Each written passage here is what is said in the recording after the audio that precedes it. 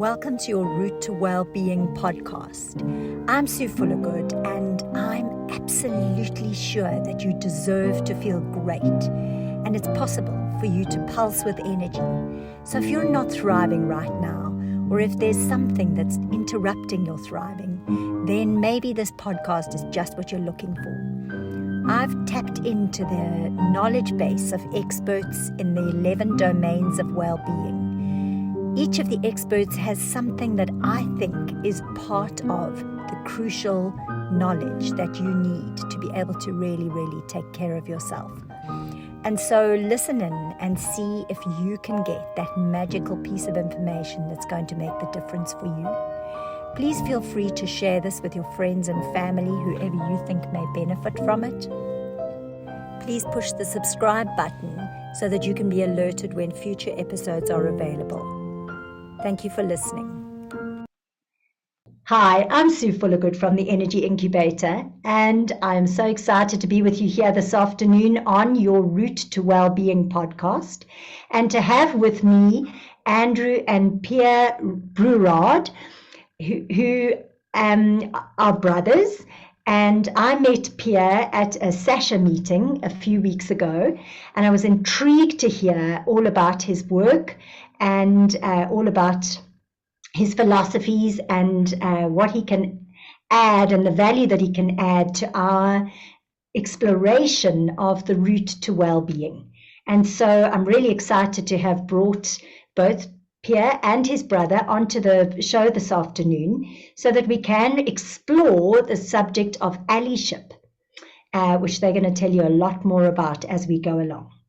So Pierre is the acting director of the Center for Sexualities, AIDS and Gender at the University of Pretoria.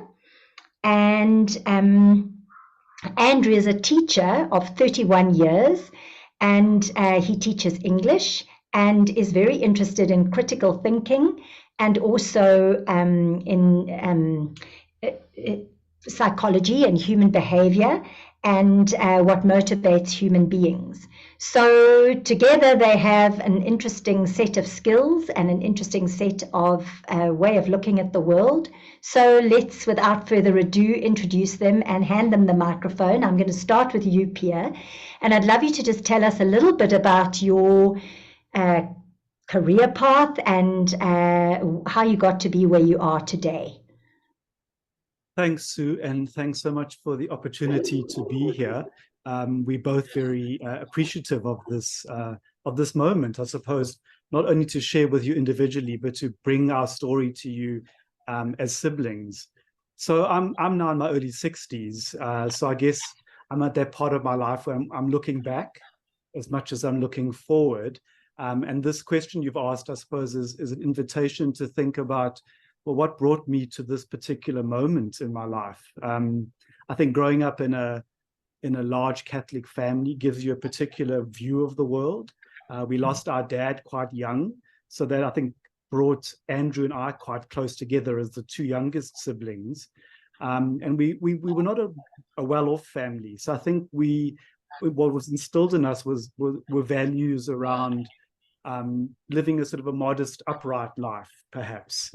But we had two older sisters who were much more politically involved. Of course, they were older than us. And so that, I think, also infused in us some ideas around social justice, making the world a better place, thinking about, people who live on the margins of society.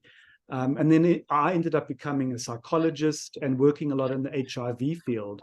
And if you do HIV work, it's really, a lot of it is about not only understanding how societies work to include and exclude people, but also how stigma works and how processes of othering work, and why many of the people, particularly in the early years, who were living with HIV, really experienced discrimination. So I guess my work, now that it comes much more into the area of gender and sexualities, has always been about thinking about who's in and who's out, who's in the center, who are on the margins, and how do we bring change that is more than just individuals being nice to each other, but thinking about systems of power and exclusion as well.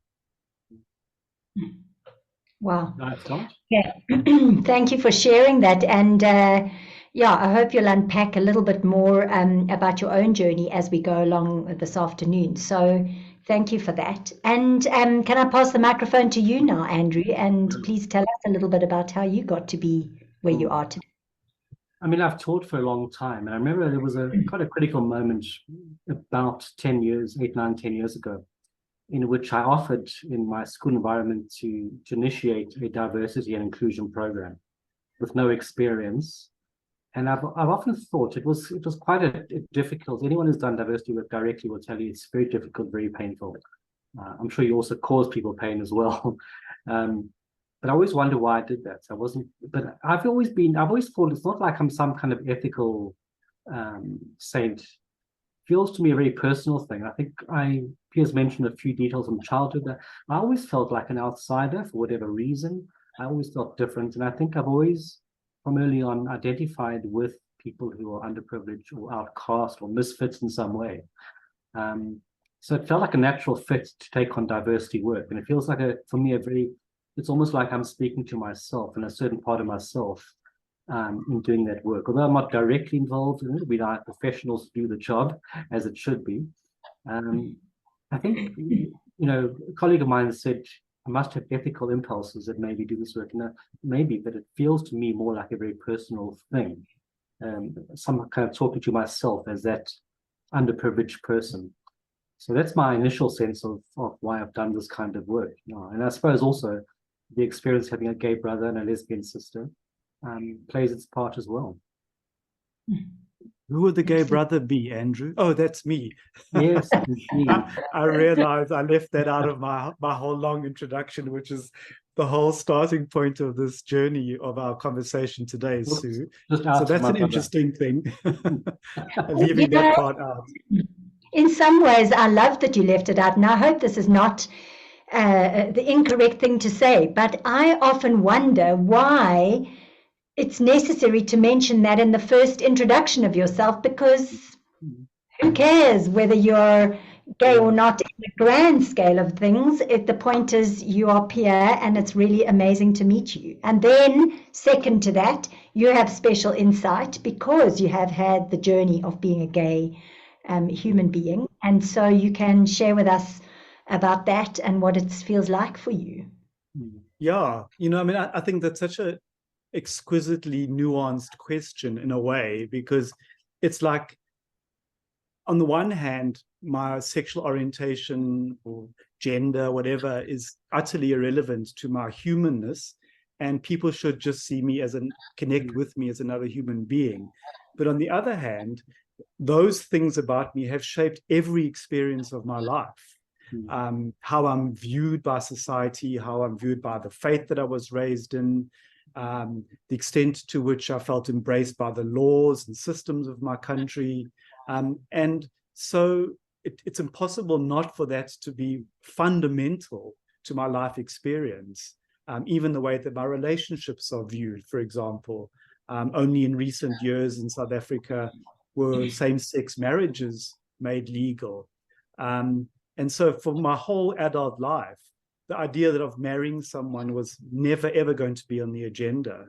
And so you immediately kind of position yourself as somehow not included in the idea of a ritual, which is all about social approval and sort of the families and communities coming together to celebrate the love of two people. So on the one hand, my queerness or my gayness is irrelevant. On the other hand, it's seminal to every life experience that I've ever had. I totally hear what you're saying. And thank you for saying it like that, because it makes it easier for me to understand why it would be important in your introduction. So, yeah. Can you tell us a little bit more about the experience of being gay as you've experienced it, as a Catholic person, as a psychologist, and so on? I sure can. I've had a lot of experience of talking about this. I mean, I suppose, for the listeners or the viewers of this to know that this is part of my work, is to do work around identity, around sexualities, around gender, around diversity and transformation. So I have developed a certain level of, I suppose, confidence and the kind of language to describe it. I'm kind of interested in the idea of not just presenting myself as a sort of strange case study, but for people to see not only the ways in which we are different, but also the ways that we are the same. And I think, that's one of the things that I often talk about when I talk about my upbringing, is not only that feeling that the church excluded me. We grew up, as I said earlier, Catholics, and I think, one has a tremendous feeling of the preachings of the church calling you words that make you feel as if you are not only a misfit, but you are evil or inherently disordered, I think is a phrase that one of the popes has used before. That's quite a heavy burden for a young person to take on when you're seen as intrinsically or inherently disordered. But I grew up, and Andrew, who's only 3 years younger than me, we grew up in the apartheid era. And one of the laws of the country, which was the Immorality Act, not only forbade sexual and romantic relations between people of different race groups, but it also forbade same-sex relationships and sexual relations. So that one law brought together kind of a whole collection of people in an interesting way, that the system saw us as somehow immoral and worthy of an act which even used the word morality in it. And I think maybe in my favor was the support of my family, and I know we're going to talk about that a bit later, but in the early years of coming out to myself in my late teens, and then to my family in my early 20s, I really experienced no rejection from them. And I think that was a very important anchoring experience. But I think pretty soon I've turned my life's work into thinking about gender and identity, and of course HIV at that time, as seeing it as a political thing, not just a personal thing, but about us striving to build a more inclusive society. So I think the ability in my life to turn what was maybe a disadvantage, if you like, into something that fueled me and fired my interests in thinking about, well, what is a society that is inclusive for everybody? So not just gay and lesbian folk, but trans people or people of color or people who are living with disabilities, and of course, if we think about systems of patriarchy as being difficult for women, I'm also interested in understanding how women have been marginalized or positioned in relation to male power. So yeah, turning my own story into something that is about making the world a bit different for everybody, I think has been quite important to me. So not only seeing myself as a victim, but as someone who's transforming that experience into something perhaps generative for society. Can I ask you a question that I've never asked you before, Pierre? If I may step in. I've never asked Pierre what it felt like to be gay in high school. The school I was at. Yeah, we were both at the same school, Sue, which was one of the Marist family of schools in Durban. It was weird because in my younger years of my high school, around what was called Standard 7 then, giving my age away, I belonged to a friendship group we were really misfits. And we would all gang up and gather together in break time. Not all of us were gay. Some of us were just nerdy. In current language, we probably say some of us were neurodivergent or maybe on the autism spectrum. And some of us were given girls' names as a kind of, it was an all-boys school, it was a kind of mocking way of treating us. And so we kind of retreated into that sort of space of, I suppose, safety. But it was a small school. It was there was a veneer of protection and politeness. So I didn't experience physical bullying or anything like that. I think, but that sort of othering experience felt maybe vaguely humiliating and sort of awkward. And I think cemented in me the idea that I'm other, that I'm different. I'm never going to belong to the main crowd.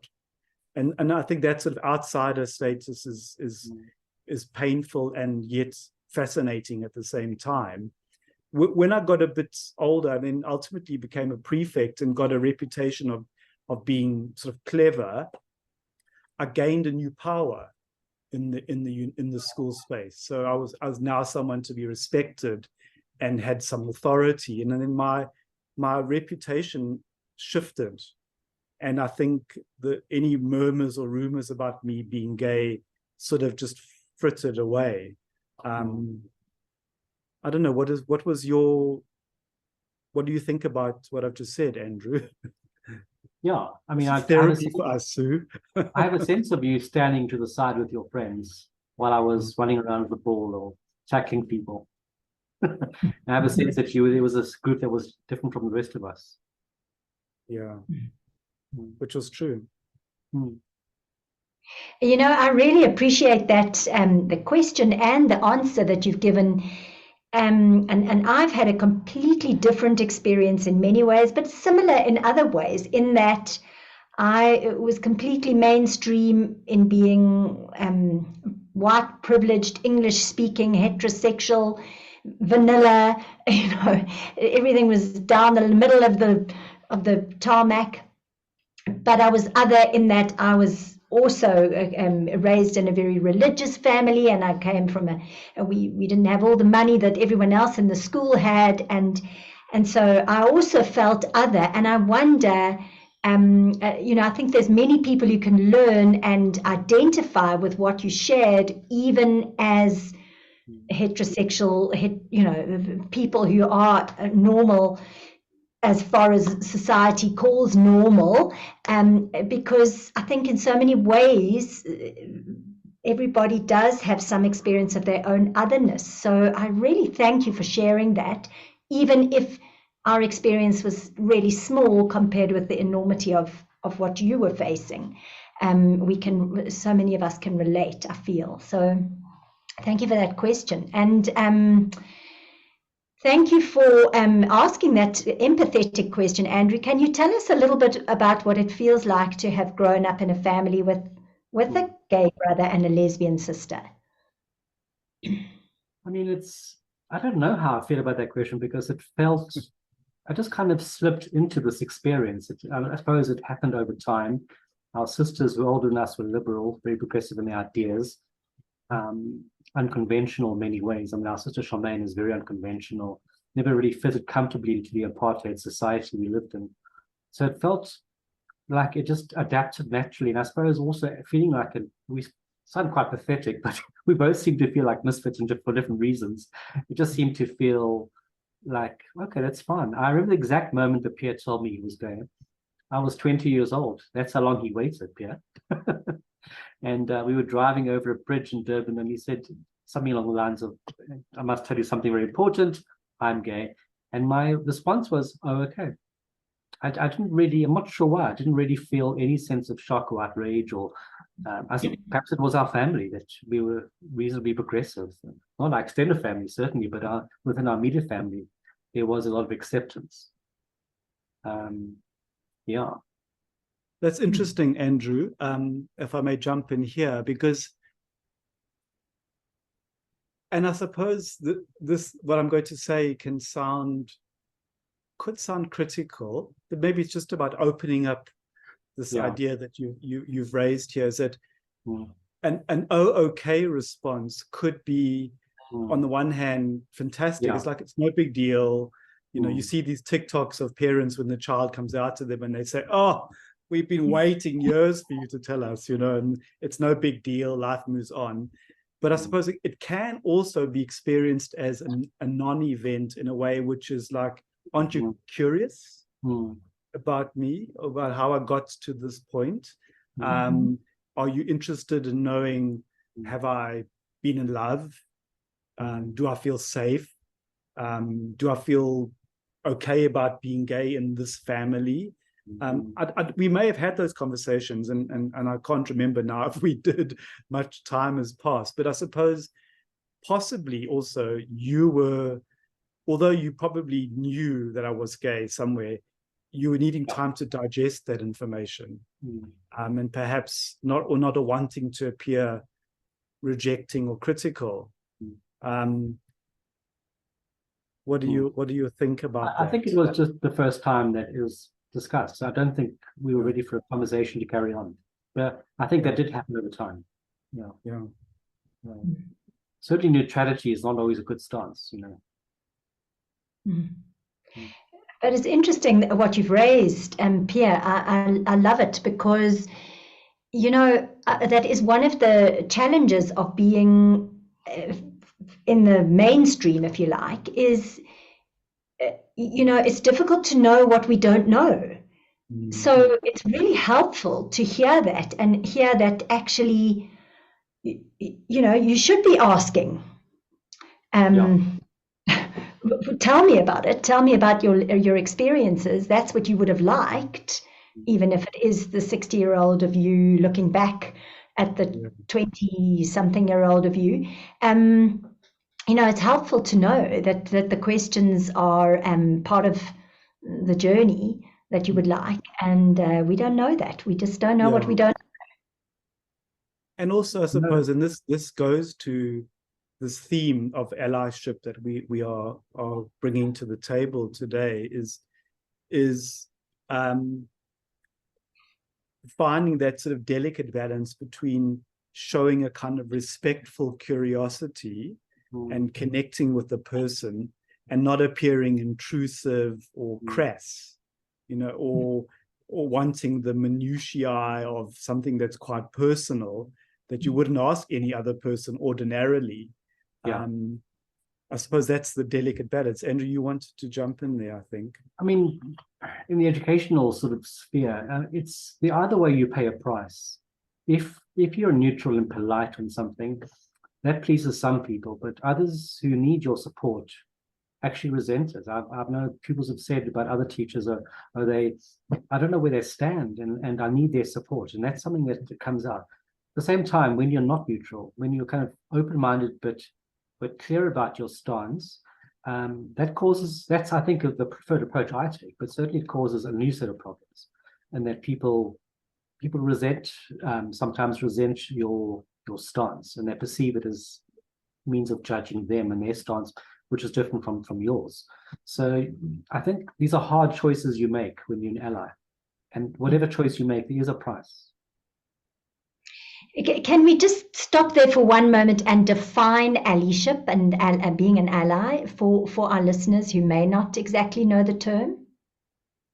Do you want to take the microphone as an educator, Andrew? You can probably explain it well. Do you want to, or should I? I think Pierre is better versed in theory. Okay, go on then. I mean, I think we can come up with grand definitions. When I try to find a simple one, which I think is standing up for a marginalized person, because you have privilege that you can leverage.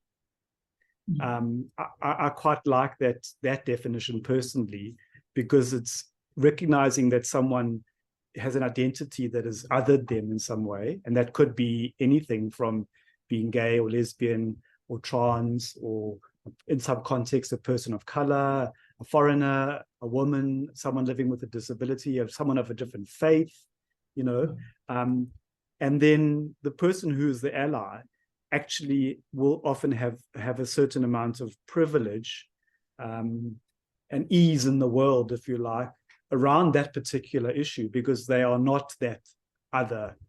So in the case of Andrew and me, or a gay straight allyship relationship, it's recognizing that your gay sibling or friend or colleague is probably or has been on the receiving end of forms of discrimination, and in the eyes of some people is a devalued person, and so you don't experience that because your heterosexuality gives you the status of unproblematic and normal in the world, and so you see opportunities to stand up for that person, and and I'm sure as we'll talk, finding the balance between speaking for, speaking with, speaking on the behalf of, the person who has the lesser identity.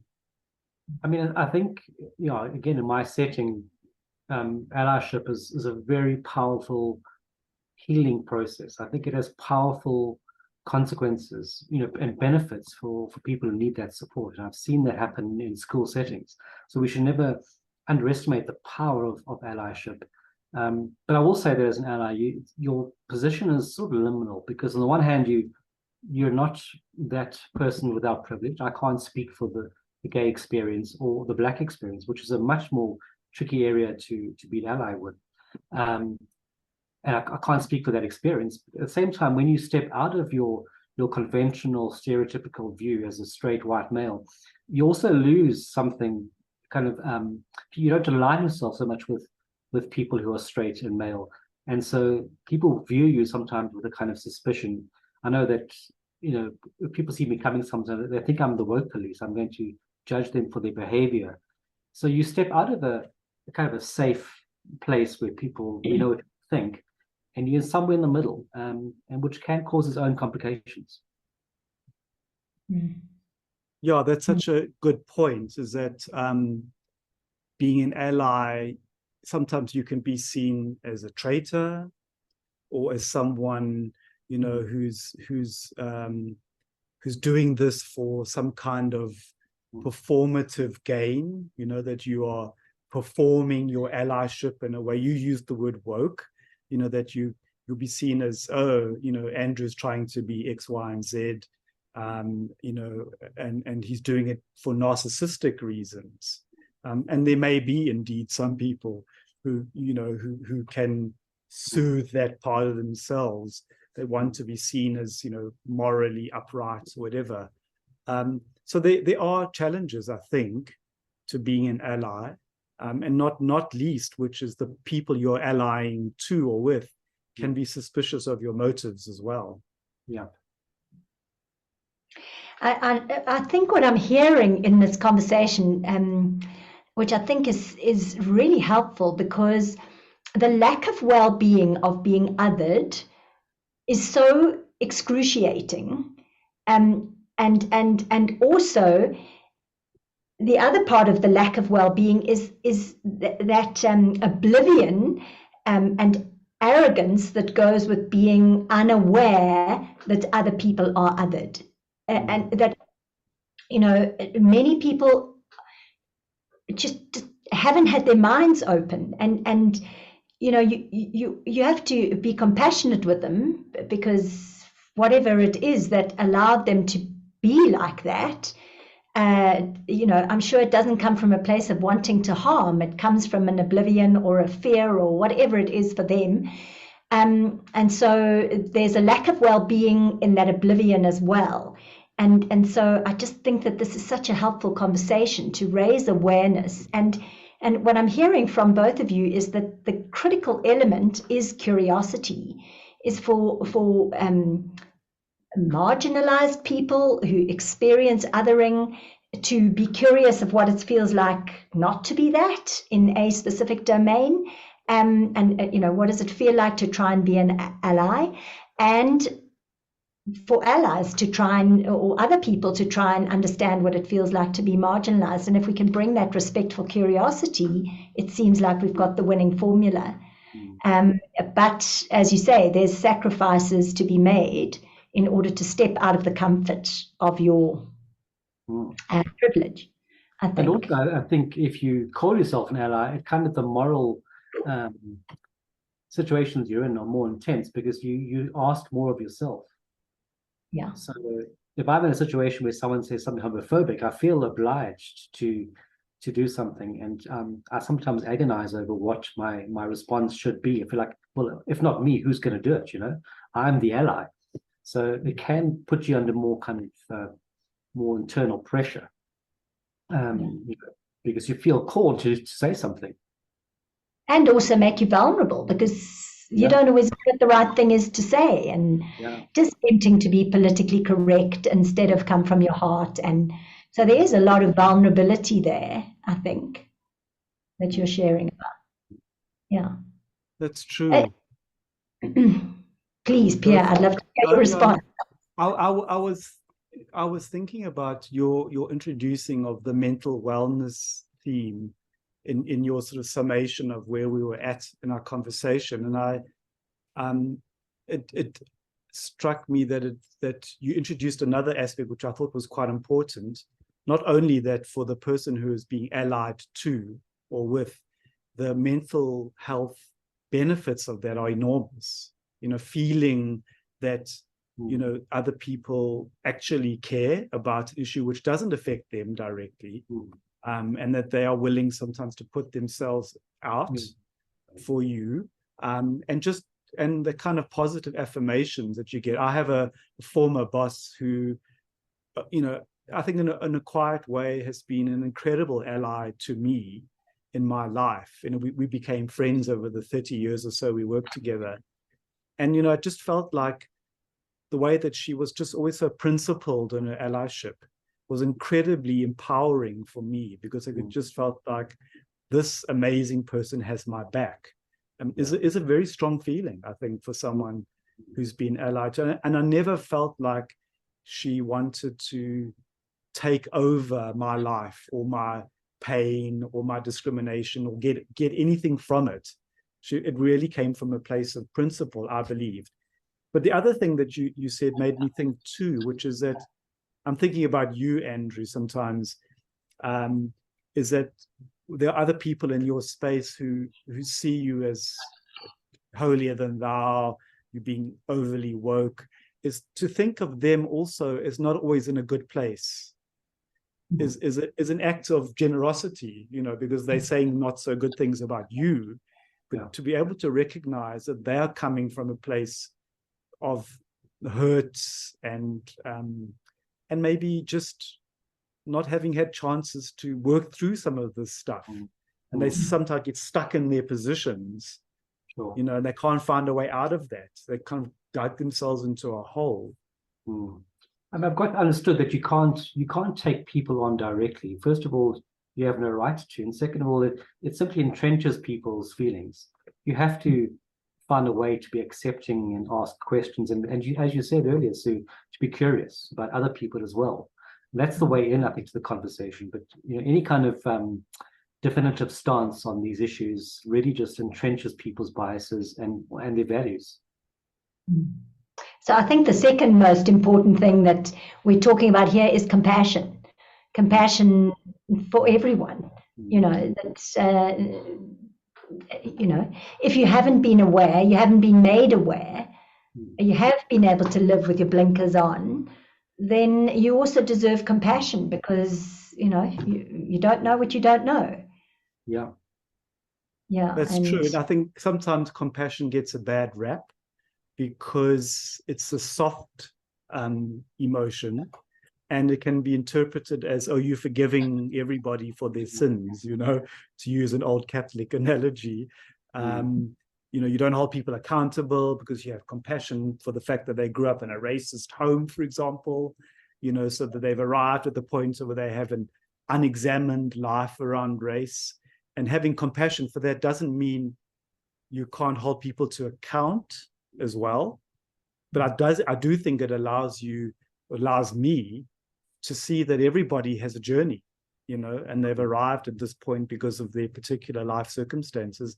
And yes, sometimes you may even have compassion for someone who's not a very nice person.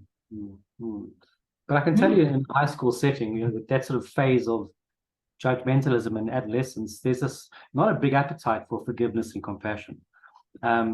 You have to work at it. And I think there's, a lot of students will tend to judge and to want harsh punishment for things that when people err. And so if you're going to be an ally, that you can't be an ally who takes that kind of stance. But as an ally who is compassionate, there's another challenge, and that is for those students who feel like you're letting people off the hook. That's a huge, fiery debate in high schools, and I'm sure universities as well. How dare you have compassion for the other? And yet, isn't that, I love Gandhi's statement be the change you want to see in the world. And so if a marginalized person or an ally is asking people to step out of their reality into somebody else's reality, then on a level they have to do the same for them. So, yeah, you know, ultimately we want to bring well-being to all people. But it's a sign of maturity, that stance, and one has to work at it. Yes, yeah, and it's certainly not, as you rightly say, available for young people, because part of growing up is taking a stance and finding out who you are and what you really believe in. Exactly. Yeah. So, how do you feel that this goes? Does it take you into understanding to be an ally? Does it take you into understanding what it feels like to be marginalized in other ways, other than in your sexual orientation or your gender, which we haven't really even talked about, but we'll talk about it just now. But do you feel that there's an intersectionality in it? I There is and there isn't, because you would think somebody who's very open to being an ally towards gay people would also be an ally to Black people and trans people and so on. But wherever the group that's marginalized is, and that isn't always the case. Often it's the case, but often it's not the case. And I think it's tied to experience. I have an ex-colleague who was very sensitive to issues around gay and LGBT, but couldn't understand the debate around race, and just didn't understand why there had to even be one. And that, I think, had to do with her own personal experience in one part of this human experience of being gay. But the other parts were closed down. So, I think you'd like to believe people are intersectional, but we're not. Yeah? Yeah. I mean, I think you've summed it up pretty well. I think for me, I have definitely, and I think I mentioned this earlier, been able to translate my experiences of being marginal into thinking about how power works in society, and who has privilege and power and who doesn't, and how systems of oppression can work to make people really excluded. So I'm very passionate about the idea that not only am I now interested in other forms of exclusion and oppression, I'm also interested in how they link. So an intersectionality theory, not to get too theoretical, argues also that when people have more than one marginal identity or a collection of intersecting identities, they can experience, in a sense, compound forms of othering. So if you're Black and gay, then your otherness can be around sexuality and around race in certain contexts. So so everybody has a unique sort of positioning of the constellation of all the identity factors. And I think it can be helpful sometimes, even for allies, to see that in another context, somebody can be an ally to them. So that you can see yourself both as an ally and as someone who's allied to around a different matter. Yeah. I wanted to know what it's like for you, Andrew, or can you comment on what it's like in a school, this subject of intersectionality? Do you find that those that are prone towards being allies can be allies for many different marginalized communities or people, or do you find that most people are kind of quite lasered in on their specific form of allyship? The student level, I would say that it's mostly, quite progressive students who are very intersectional in their allyship. I can think of two different sides of this coin. So, for example, I've been in schools where there's an LGBT and allies club, essentially, which is kind of a support group, and it's authorized by the school. So it's part of the formal process, and that gives it huge credibility. And those meetings are quite interesting because you have a diverse range of people. So although there's intersectionality, there's also a common theme, which I think helps to bind people together. But also it's quite tough, because I remember I had a colleague who in a staff training session told staff that, she's Black, female, and lesbian, and she just feels so tired of all those three prejudices that she has to deal with. And she always said she was tired of these multiple things. So that's just two sides of the same coin. Yeah, I mean, I think, just even thinking about that is just so important, because it just raises awareness to people of what sort of an experience might somebody be having, and that brings up the ability to think about things differently and therefore behave differently. Yeah.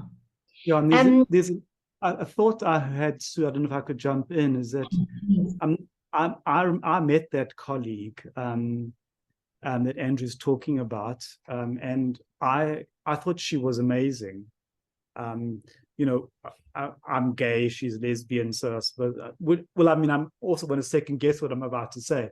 That it doesn't give you an instant connection, but it can, in that moment, you can think, you understand something, we share something, but you can find other differences emerge quite quickly. But around sexuality, and I think it's tempting then for an ally to want to overhelp, almost to step in and take over. And I know we wanted to talk a little bit today about some of the possible pitfalls of allyship, I think. And there is a danger sometimes in sort of ending up feeling like the kind of rescue kind of script idea. I've got my winged cape and I'm gonna fly in and make it okay for this person. Sometimes that can take away their agency. And there's a danger in sometimes allies sort of taking over a story or an issue. And I think particularly around race, but I think it can apply to other things, is how white people speaking for Black people and their pain and their story, is that in an organizational or other setting, that community has to be empowered to speak for itself, and one that maybe the ally from behind the scenes can challenge the fact that they are marginalized and that the power dynamics don't look good. You can raise an issue in a strategic planning meeting, which is like, why are there no Black leaders in this organization? But ultimately, the Black people in the organization need to be allowed to speak for themselves and find their own story and power in that space. I would agree. I think around race, being an ally is very fraught with complications and interpretations. You have to tread very carefully there. You don't want to be this white savior, and also Black people are not a hegemony, are not a sort of homogenous group. Yes, my words are fading me there. They aren't homogenous, so you'll have a full range of political viewpoints as well. So I certainly, I think my go-to strategy as an ally is to try to be as honest and self-reflective and sincere as possible. So kind of own my deficiencies and my inability to speak for that person, and to ask, do you need my help in some way? So that's kind of my go-to strategy. If you can be sincere and self-reflective and say, based on the little that I know, what should I do next? As opposed to speaking with confidence about other people. Yeah, it really strikes me, that not all, the whole gay and lesbian community are also not homogenized, and so I think it comes back to that same thing we said just now, that curiosity is the absolute answer, because it's really what I'm hearing from both of you is that it would be, horrible to come as an ally and put a marginalized person, be it, whatever reason that they're marginalized, as a victim. That would enhance this power dynamic and actually make the situation worse rather than better.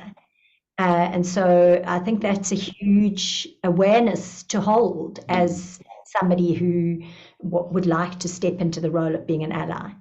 I think being self-reflective is so important. You have to think about who you are and where you come from and what your values are and what your limitations are. So I have quite a big interest in critical thinking in our school, and that's what we talk a lot about, self-reflexiveness, in knowing who we are, where we come from, because without that you can't understand your motivations, and you can't tread as warily as you sometimes have to tread, you know. So Yeah, part of the work, the self-reflection, you know, in thinking about today, I reread an article that I'd found before, and it used the phrase ally labor.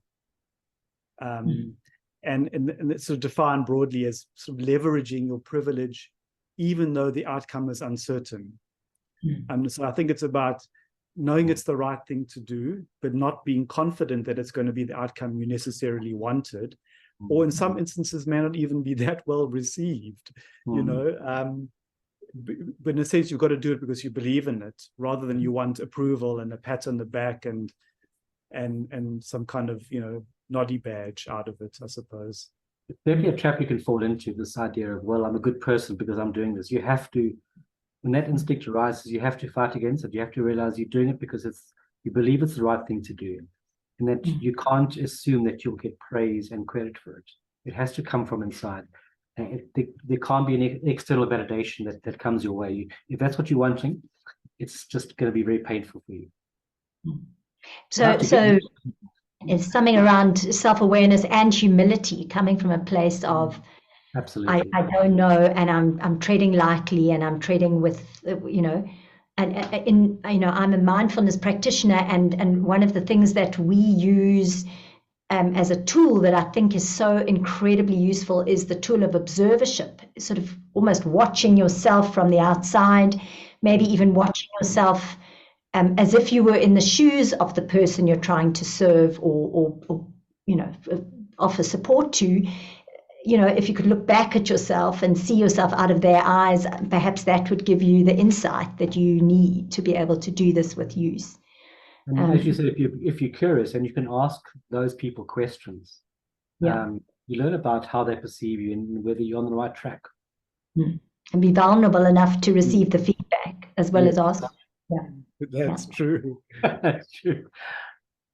Wow. But I would love to know from you, Pierre, if you could choose, as a gay man, and your experience of being a gay young person, if you could choose a quality in your family and in your friends and in the people that you know, surround you, what would be the most important quality that would have brought you the well-being that perhaps could have enabled you to have an easier ride?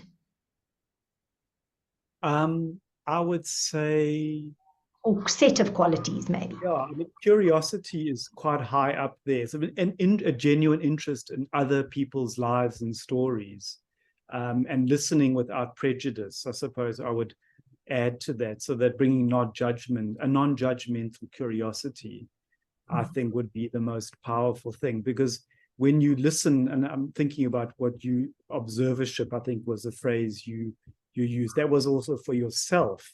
But when listening, you know, often when we invite people to tell their stories, sometimes we already want to send it in a particular direction, or they start to tell us things that are discomforting, but we want to shut that down because it's not easy to hear.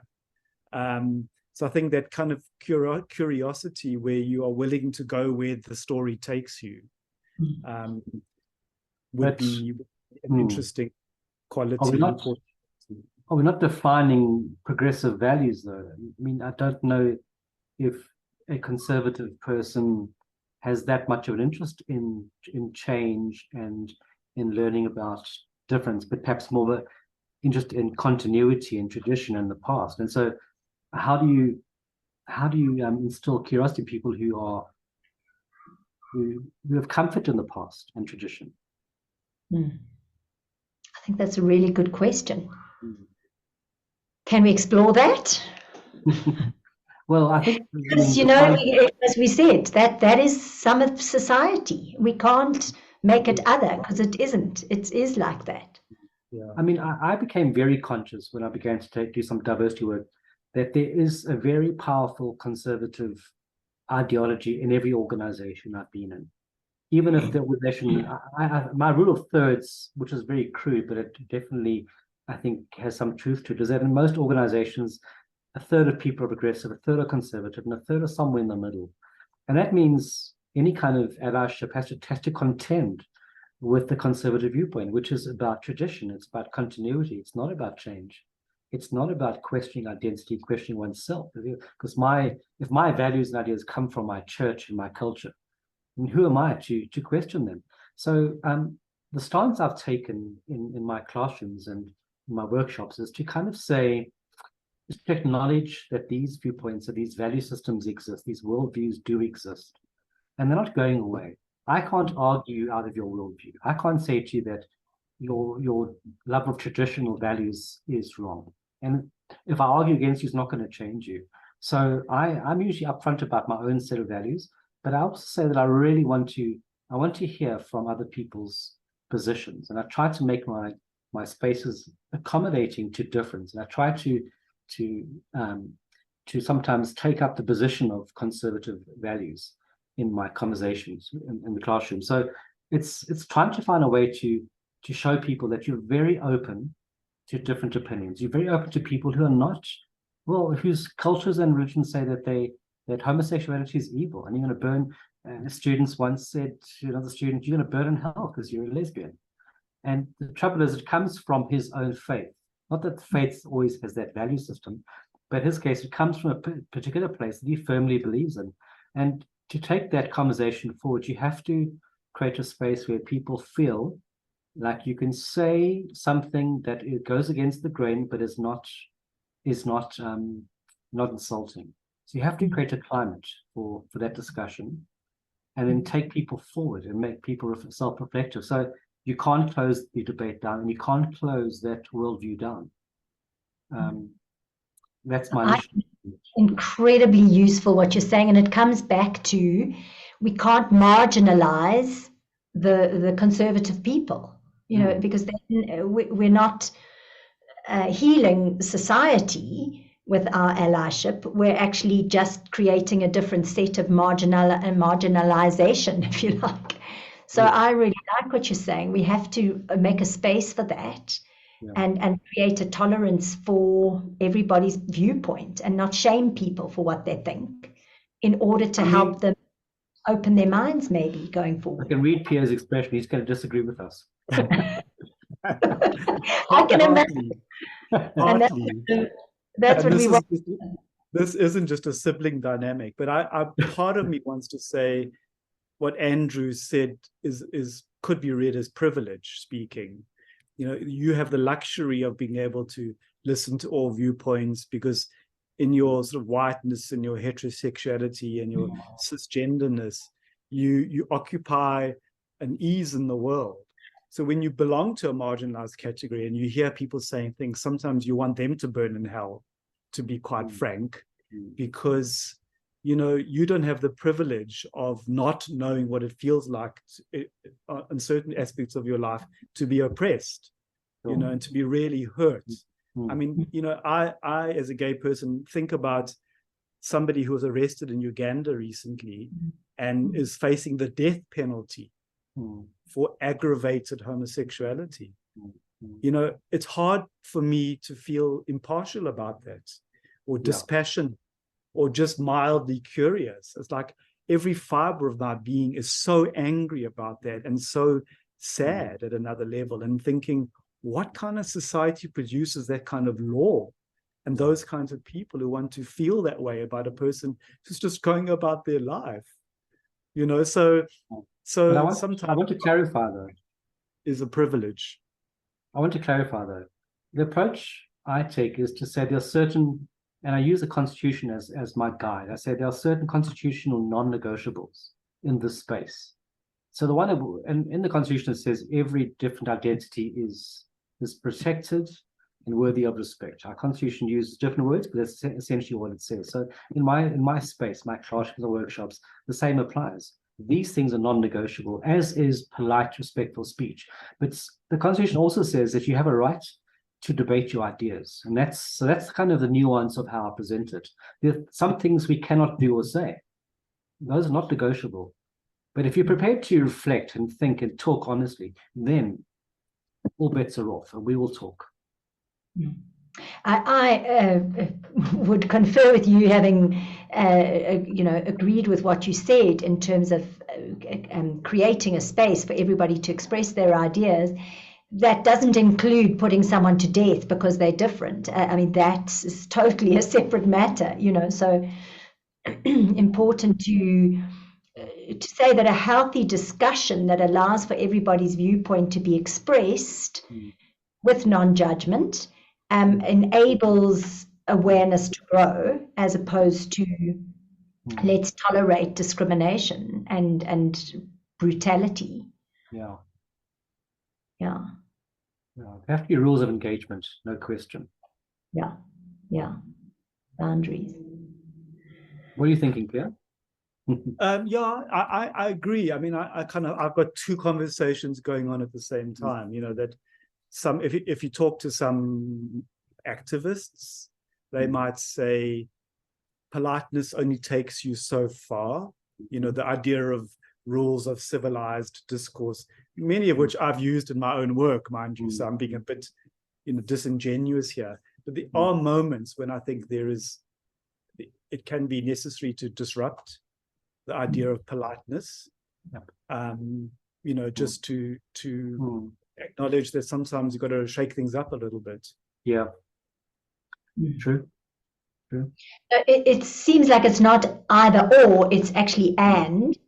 Each situation requires its own set of rules of engagement and its own sort of decision about how to proceed forward, I think. But when you have when people are disrupting, it's because the process I've been talking about has failed in some way. But I do take your point. I mean, I do think organizations often have rapid change around important issues when there's a powerful disruption. And sometimes that is necessary. I mean, I was going to say that this could be an important point to end, because Andrew's just agreed with something I said. That seems like a perfect point for me to end on a high, right? I thought you agreed with me, actually.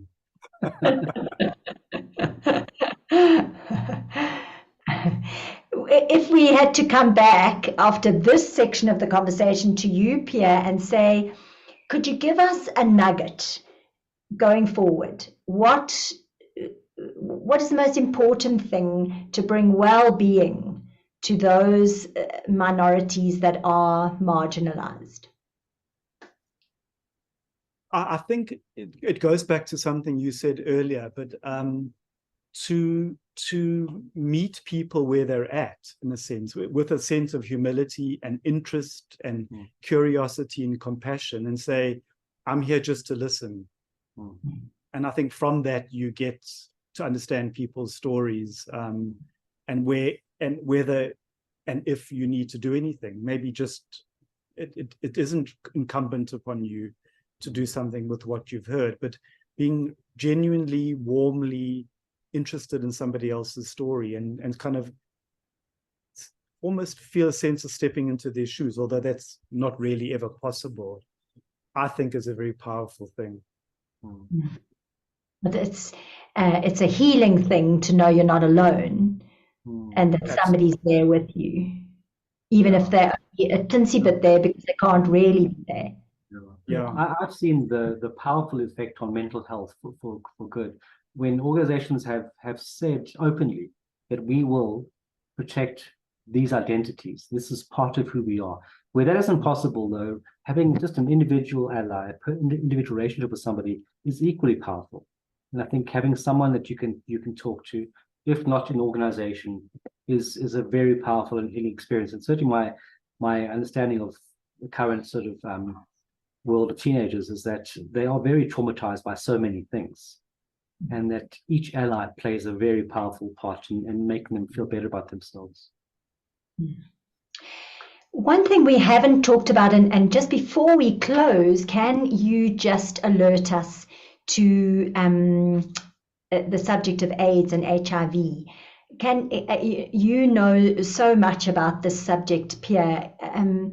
What do we need to know around the communities who suffer from these diseases and experiences that go with it?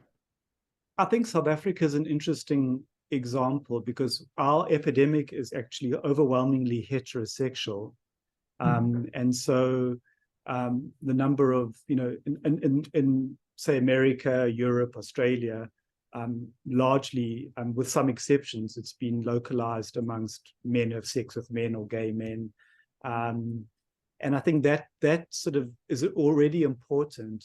So it's not really about who you are when it comes to HIV, but it's about understanding what is it that brought you to the place where you were vulnerable to acquiring something, usually through an act which is regarded as good and as life-affirming and life-giving. We all need and want love and intimacy and sex, most of us. I suppose there are exceptions, and that's fine. So understanding how is it that we got to the point where people did get infected. And I think I've always tried to think about it not only through the lens of individual couple or relationship dynamics, but what are the sort of societal phenomena? It could be, for example, gender inequality or poverty or lack of access to good healthcare and information. Or even if you think something like migrancy, like men who work on the mines and have two lives because they want love and intimacy in both places that they live in and work in.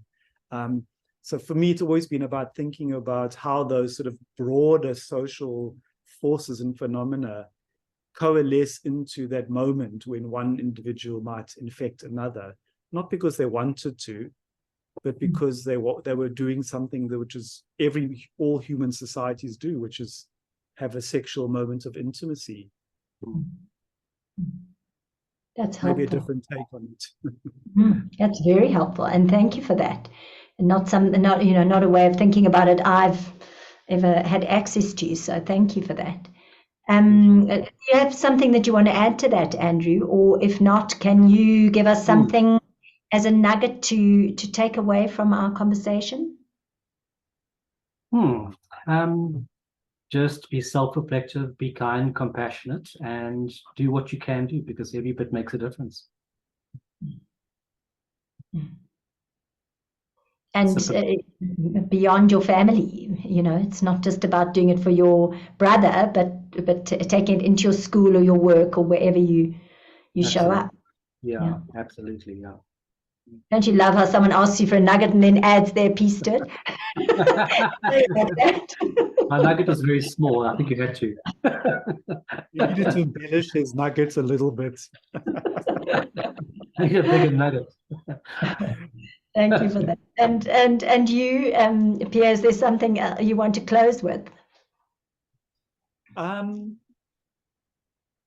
think probably not to underestimate those small things. I mean, we can think about allyship in a grand political language, social movements and so on, and activism. But I think so much of what makes life bearable and interesting is those little daily moments of connection that we experience. And I think that allyship between, like, if I could think about Andrew and I as an example, it really is affirming and feeling like that you've got that connection that you have. So it's in the littlenesses of life, I think, that allyship can be really, really powerful and important. I've got a nugget. By the way, I just have to say I love that nugget. I'm taking that one too. Yeah. Please, can we have your last nugget, Andrew? But there's different ways to be an ally. I think sometimes people struggle to be openly in alliance with somebody in a public situation where it's quite stressful, but you can go afterwards and quietly be there for the person. That's nearly as important as being a different kind of outspoken ally. So there are many ways you can be a supporter. Yeah. I think that's really helpful too, to enable people, allow people to do it their way. Correct. Yeah. Yeah. Thank you. Oh, this has been such a valuable conversation. I'm so glad we had it. And I actually think we should have another one in a few weeks' time or months' time when more questions have filtered into all of our minds, because I just think this is a conversation that needs to be gotten out there, because how can we be well when some of our society are not well? And we can only really all be well when everybody's well in the world. So that is just what we've been talking about. And I deeply appreciate your time, your insights, your wisdom, both of you, from your lives and your work and your studies, and your vulnerability and honesty. It's just been a total treat to spend some time talking, and thank you for all that you've shared. Thanks for your work as well. Thanks, Sue. We really appreciate it. Please push the subscribe button so that you can be alerted when future episodes are available. Thank you for listening.